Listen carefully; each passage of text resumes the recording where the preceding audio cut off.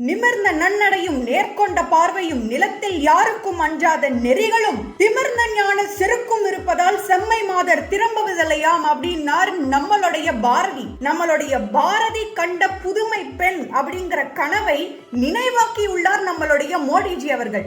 எப்படின்னு சொல்றேன் கேட்டுக்கோங்க. ஒரு கர்ப்பகால பெண், அந்த கர்ப்பகால பெண்ணுக்கு தேவையான ஆய்வுகள் எல்லாத்தையும் கொடுத்து 4 கோடி கர்ப்பிணிகள் எல்லாரும் பயனடைஞ்சிருக்காங்க மோடிஜி அவர்களுடைய ஆட்சியில. அவங்களுக்கு தேவையான ஊட்டச்சத்துக்கு ரூபாய் 5000 கொடுக்கிறார். இந்த கர்ப்பிணி தாயானவள் ஒரு குழந்தையை பெற்றெடுக்கிறார். அந்த குழந்தை பெண் குழந்தையாக உள்ளது. பெண் குழந்தைகளை பாதுகாப்பீர், பெண் குழந்தைகளுக்கு கல்வி கொடுப்பீர், பேட்டி பச்சாவோ பேட்டி படாவோ இதெல்லாம் ஒரு கதை கிடையாது. 1000 ஆண்கள் இருந்தால் 1020 பெண்கள் இருக்கிறார்கள் இன்றைய இந்தியால. இது டேட்டாங்க, டேட்டா பொய் சொல்லாது. இது போல அந்த பெண்மணி பெண் குழந்தையை பெற்றெடுத்து அந்த பெண்ணுக்கு ஒரு கல்வி கொடுக்க வேண்டும். மோடிஜி ஆட்சிக்கு வந்ததுக்கு அப்புறமாக 2014 அப்புறம் 56% உயர்நிலை படிக்கக்கூடிய பெண் மாணவிகள் ஏறி உள்ளது. 56% ஏற்றம் இன்க்ரீஸ் ஆயிருக்கு. இது நம்மளுடைய மோடிஜி அரசாங்கத்துல. அந்த குழந்தை கல்வி பெறுகிறாள் அப்படின்னா அடுத்தது அவ வேலைக்கு போகணும்.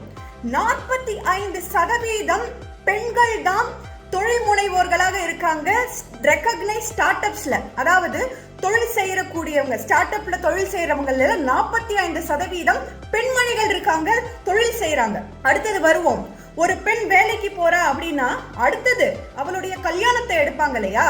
அந்த கல்யாணத்துக்காக சின்ன வயசுல இருந்தே சேமிப்பதற்கு தங்க மகள் சேமிப்பு திட்டம், சுகன்யா சம்ருத்தி யோஜனா.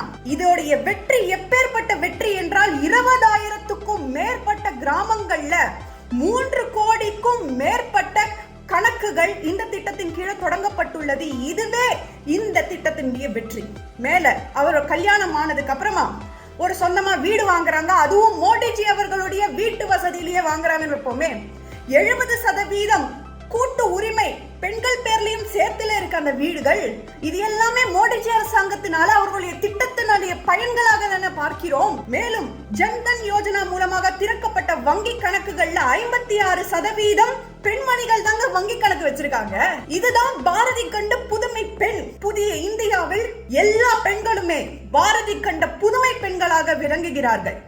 இது மோடிஜி அரசினுடைய கேரண்டி, மோடிஜியினுடைய கேரண்டி. பெண்களுடைய உரிமை, பாரதியினுடைய புதுமை பெண், இது எல்லாம் மோடிஜியினுடைய அரசுல. இதுவே மோடிஜியினுடைய கேரண்டி. மோடிஜிக்கு ஓட்டு போடுவீர். ஜெய் ஹிந்த்.